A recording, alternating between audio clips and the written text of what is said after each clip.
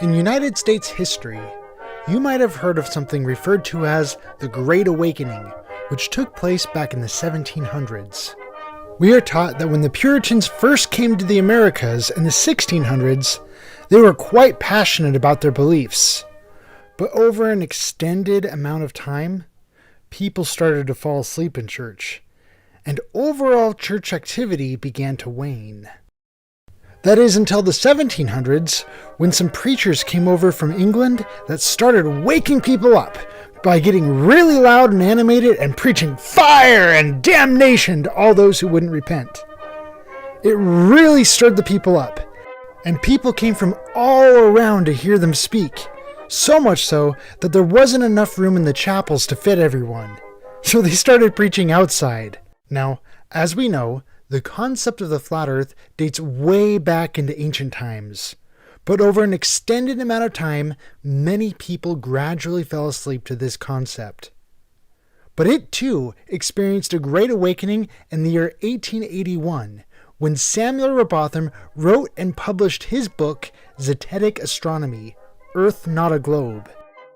This book caused quite the commotion and inspired many others to start looking into things for themselves and write their own books on the matter, such as Alexander Gleason's Is the Bible from Heaven? Is the Earth a Globe?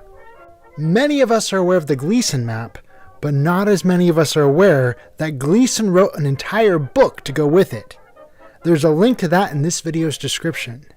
Other books that are worth looking into from that time period are Zetetic Cosmogony by Thomas Winship and Terra Firma, Earth Not a Planet by David Wardlaw Scott. I've got links to those as well.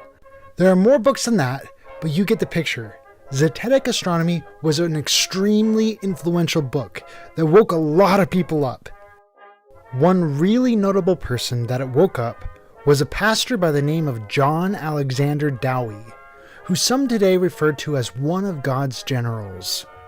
Dowie was a Scottish-Australian minister who immigrated to the Americas and founded the Christian Catholic Apostolic Church and openly taught flat earth to his congregation. He had such a large following that he even founded a city just north of Chicago in 1901 called the City of Zion. At the time, it was home to about 6,000 flat earthers. Here is a picture of their school, which taught 1,000 students and openly taught flat earth. There are a ton of old newspapers out there that talk about it, and many of them say word for word the exact same thing under different headlines. I think that alone says a lot about the kind of puppeteering that goes on in the world we live in. Shopping for this holiday season. It's okay, you can admit it, if you've bought an item or 2 or 10 for yourself. Well, it's okay, you can admit it if you have bought an item or 2 or maybe 10 for yourself. It's okay, you can admit it. You've bought an item or 2 or 10 for yourself. It's okay, you can admit it if you bought an item or 2 or 10 for yourself. It's okay, you can admit it if you bought an item or 2 or 10 for yourself. It's okay, you can admit it if you've bought an item or 2 or 10 for yourself. It's okay, you can admit it, Todd. If you've bought an item or 2 or 10 for yourself. It's okay, you can admit it if you bought. Anyway, here's a picture of their church tabernacle, which seated 10,000 people from not just the city of Zion, but also people from Chicago and the surrounding area. This is a picture of their tabernacle choir. And here's a view from the choir looking out at the audience. That is a lot of flat earthers right there. Unfortunately, though, they certainly had their enemies, and their tabernacle got burnt down in an arson attack in 1937. Dowie's successor was a man by the name of Wilbur Glenn Voliva, and what he became really famous for was his radio station, which according to Popular Communications magazine could be heard across North and Central America and even out into the ocean. It was located right there in the city of Zion, but as I mentioned, they had their enemies, and this too got burnt down in the arson attack of 1937. After that, they relocated their radio station, and 10 years later, in 1947, someone flew a plane into their new 420-foot radio tower.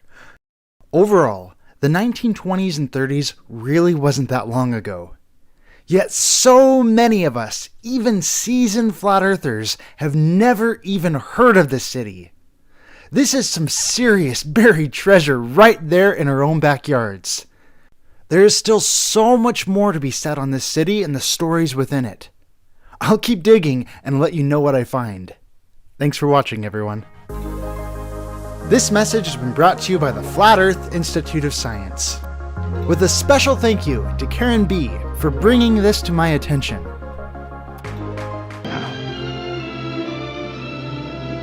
He's looking at you, kid.